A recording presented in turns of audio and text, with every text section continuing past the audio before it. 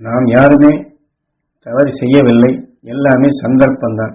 ஏனென்றால் இதுபோன்று அறியாத நிலைகள் சந்தர்ப்பத்தால் இயக்கப்பட்ட நிலைகள் கொண்டு தவறு செய்வோர் ஏனையோர் உண்டு. அவர்களை பார்க்கக்கூடிய அல்லது அவருடைய செயலாக்கங்களை நாம் உற்று நோக்கக்கூடிய சந்தர்ப்பங்கள் வந்தால் அதை நாம் நுகரப்படும் பொழுது நாம் சுவாசித்தது உயிரிலே பட்டு உடலுக்குள் பரவ நல்ல குணங்களை எல்லாம் சிறுக சிறுக அது மறைத்து விடுகின்றது. அவர்கள் சாபம் விடுகின்றார்கள், ஏசி பேசுகிறார் என்றால் அந்த உணர்வுகள் துன்பப்படும் உணர்வுகளாக வந்துவிடுகின்றது. அது சாதாரணமானதல்ல. அந்த உணர்வின் இயக்கங்கள் நம்மையும் மாற்றி மற்றவர்கள் எதையெல்லாம் தவறு தீமை சாபமணிகின்றார், திட்டுகின்றார், ஏசுகிறார் என்று சொன்னமோ அந்த உணர்வுகள் நமக்குள்ளும் பெருகி நம்மையும் சாபமிட செய்யும், நம்மையும் ஏசி பேசும்படி செய்யும். மற்றவர்கள் குழந்தைகளை அவர்கள் இரக்கமற்று தாக்குவதை பற்றி சொல்லியிருப்போம். ஆனால் நம்முடைய குழந்தையும் கடைசியிலே இரக்கமற்று தாக்கும் நிலை வந்துவிடுகின்றது. ஏனென்றால் இது எத்தனை வகைகளிலே இந்த உணர்வின் இயக்கங்கள் மாறுகின்றது. சில வாழ்க்கை நன்றாக முன்னுக்கு வந்து கொண்டிருப்பார்கள். ஆனால் அதை பார்த்து பொறாமைப்பட்டு இப்படி செய்கின்றான் அப்படி செய்கின்றான் என்று அவருடைய வளர்ச்சியை நாம் பொறுக்க முடியாது. பாவ வினைகளாக அந்த சந்தர்ப்பங்கள் அமைந்து சேரும்படியாக அமைந்து விடுகின்றது. இதையெல்லாம் நாம் தெரிந்து செய்வதல்ல, அறியாமலே நமக்குள் உள்புகும் தீமைகள். ஆனால் சம்பந்தமே இல்லை என்றாலும் கூட இதுபோன்ற உணர்வுகள் மாறப்படும் பொழுது அவன் நல்ல செயல்களை செய்தாலும் கூட என்ன பெரிதாக இவன் சாதித்து விட்டான் என்று மீண்டும் தவறுகளையே நமக்குள் சேர்க்கும்படி செய்யும். ஆக அங்கு இடையூறு செய்யும் நிலையிலாக அவளை வேதனைப்படை செய்து அதை ரசிக்கும் நிலை வந்துவிடும். ஆனால் தவறு செய்யவில்லை. உயிரின் வேலை என்ன? ஏனால் இது முக்கியமாக நாம் தெரிந்து கொள்ள வேண்டும். நாம் எதை எண்ணினாலும், எதை கேட்டாலும், எதை பார்த்தாலும், எதை நுகர்ந்தாலும் வசிஷ்டர் கவர்ந்து கொண்ட சக்தி அது அந்த உணர்வு உயிரில் பட்ட பின் ஓ என்று ஜீவனாகி இம் என்று உடலாக்கி விடுகின்றது. ஓம் நம சிவாய என்று உடலாக மாற்றிக்கொண்டே வருகின்றது. சிவாய நமவோம். ஆக எது நமக்குள் சிவமாக உடலாக உருப்பட்டதோ அதுவே மீண்டும் இந்த உடலிலிருந்து வெளியே கிளம்பி அந்த உணவின் இயக்கமாக மீண்டும் இங்கிருந்து சிவாய நமவோம் நம்மிடமிருந்தும் அதே வேலையை செயல்படுத்தும்படி செய்யும். ஒருவன் குற்றம் இழைக்கின்றான், தவறு செய்கின்றான் என்று நாம் திரும்ப திரும்ப எண்ணினால் அதையே நம்மிடமிருந்து செயலாக்கி நம்மையும் குற்றம் இழைப்பவனாக மாற்றிவிடும். காரணம், நெருப்பில் எந்த பொருளை போட்டாலும் அவருடைய மனத்தைத்தான் அந்த நெருப்பு செயல்படுத்தி காட்டும். நமது உயிரும் நெருப்பு தான். அதை நாம் சுவாசிப்பது உயிரான நெருப்பில் பட்ட பின் எண்ணம் சொல் செயல் என்று எதை போட்டமோ அல்லது எதை கவர்ந்தமோ எதை சுவாசித்தோமோ அதைத்தான் இதை இயக்கும். எந்த குணத்தை எண்ணுகின்றமோ அந்த மனத்தின் தன்மையாக அதுவாகி அதனுடைய உணவின் இயக்கமாக நம்மை அழைத்து சென்றுவிடும். இதையெல்லாம் சில நேரங்கள் நாமே சொல்லுவோம். சில செயல்கள் அவர்கள் செய்வதை பார்த்து உனக்கு கொஞ்சமாவது உணர்ச்சி இருக்கின்றதா, கொஞ்சமாவது அறிவு இருக்கின்றதா, கொஞ்சமாவது கூறு இருக்கின்றதா என்றெல்லாம் நாம் வழக்கத்திலே பேசுவோம். அந்த உணர்ச்சிகளை அப்பொழுது தூண்டுகின்றது. அப்போது இப்படி சொல்லிவிட்டாயா, இரு நான் பார்க்கின்றேன் என்று இந்த உணர்வின் தன்மை விளைகின்றது. கேட்போருக்கு இந்த உணர்ச்சிகளை தூண்டுகின்றது. ஆக இதையெல்லாம் இயற்கையின் நிலையில் எவ்வாறு வருகிறது என்பதை நாம் உணர்ந்து இதுபோன்ற தீமைகள் தெரிந்தோ தெரியாமலோ அறியாமலோ வரக்கூடிய நிலைகள் நமக்குள் வராதபடி பாதுகாக்க வேண்டும் அல்லவா?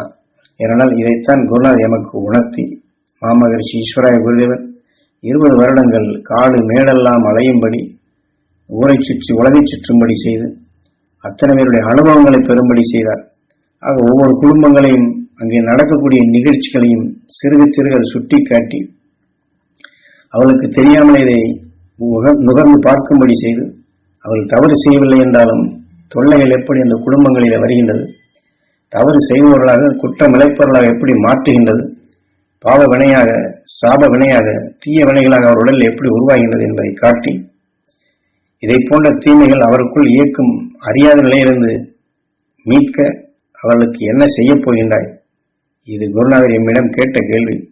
ஆகவே இந்த மெய்ஞானி காட்டிய உண்மையின் இயக்கங்கள் அது எவ்வாறு இயக்குகின்றது, எவ்வாறு இருக்குகின்றது, எவ்வாறு செயல்படுத்துகிறது என்பது நிறைய இதெல்லாம் நேரடி அனுபவங்களாக காட்டி உபதேசத்தையும் கொடுத்து அறியும் ஆற்றலாக செயல்படுத்தினார் குருநாதர். ஆக அவர் கொடுத்த அருஞானத்தை தான் உங்களுக்குள் தொடர்ந்து உபதேச வாயிலாக பதிவு செய்து கொண்டே வருகின்றோம். காரணம், உங்களை அறியாதவரும் அந்த தீமைகளை உங்களை அறியாமலேயே நீங்களும் அகற்ற முடியும்.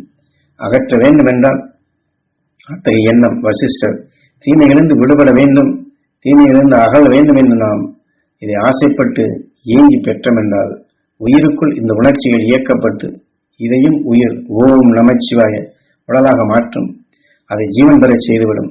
அந்த உணர்வு சக்தியாக உடலாக நமக்குள் ஞானத்தின் வழியில் உருவாக்கி கொள்ள முடியும். ஏனென்றால் குருநாதர் காட்டிய நிலைகளை, எனக்கு வழிகாட்டிய நிலைகளை உங்களுக்குள்ளும் அதை செயல்படுத்துகின்றேன். எதற்கு என்றால் குருநாதரை உங்களிடம் நான் பார்க்க விரும்புகின்றேன், குருநாதரை உங்களிடம் நான் காண விரும்புகின்றேன்.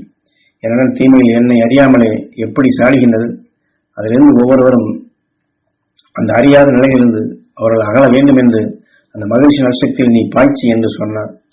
அவை எனக்குள் விளைய வைத்த ஞான வித்துகளைத்தான் உனக்குள்ளும் விளையச் செய்கின்றேன். அதை நீ விளைய வைத்து அதனுடைய பலனை அனுபவித்து அந்த உணர்வுகளை யார் யாரையெல்லாம் உன்னை உற்று நோக்குகின்றார்களோ அவர்களுக்குள் இதை பதிய செய். அங்கே இதே ஞான உணர்வுகள் விளைந்து அவருடைய சொல் செயல் மூச்சாக ஞானத்தின் வழித்தொடர்கள் வெளிவரும் பொழுது என்னை நீ அங்கே காண், அவர்கள் மகிழ்ச்சி வரும்போது அங்கே என்னை பார் என்றார் குருநாதர். இதையெல்லாம் ஏன் சொல்லுகிறேன் என்றால், யாம் உபதேசிக்கக்கூடிய உணர்வுகள் உங்களுக்கு சரியான சந்தர்ப்பத்தில் தக்க சமயத்தில் வழிகாட்டும். எத்தகைய சந்தர்ப்பத்தை என்ற முதல்ல சொன்னதுதான், யாரும் தவறு செய்யவில்லை, சந்தர்ப்பம்தான்.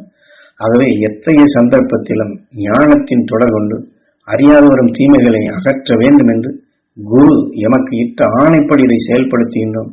ஆகவே உங்களுக்குள் துன்பங்கள் வந்தாலும் அதை மாற்றி அமைக்கும் ஆற்றலாக அஞ்ஞானிகளின் உணர்வுகளை மெய்ஞானிகளுடைய உணர்வுகளை வளர்க்கும் தன்மைக்கு நீங்கள் வளர்ந்து வர வேண்டும். ஒரு சில பேர் சொல்லுவார்கள் அல்லது சிலர் எண்ணுவார்கள், நாங்கள் எல்லாம் படிக்காதவர்கள், எங்களுக்கு அந்த அளவு கொண்டும் நீங்கள் சொல்வது சரியாக அர்த்தமாகவில்லை, எங்கள் ஞாபகத்திற்கு வரமில்லை என்றெல்லாம் சொல்வார்கள். அப்படி எண்ணினால் ஞாபகத்திற்கு வராது, அது அர்த்தமும் ஆகாது. ஆனால் எப்படியும் ஞானகுரு சொன்ன வழியில் நடக்க வேண்டும். ஞானகுரு உபதேசங்கள் எங்களுக்குள் ஆழமாக பதிய வேண்டும். ஞானகுரு உபதேசங்கள் எங்களுக்குள் தெளிந்திடும் நிலையாக வர வேண்டும்.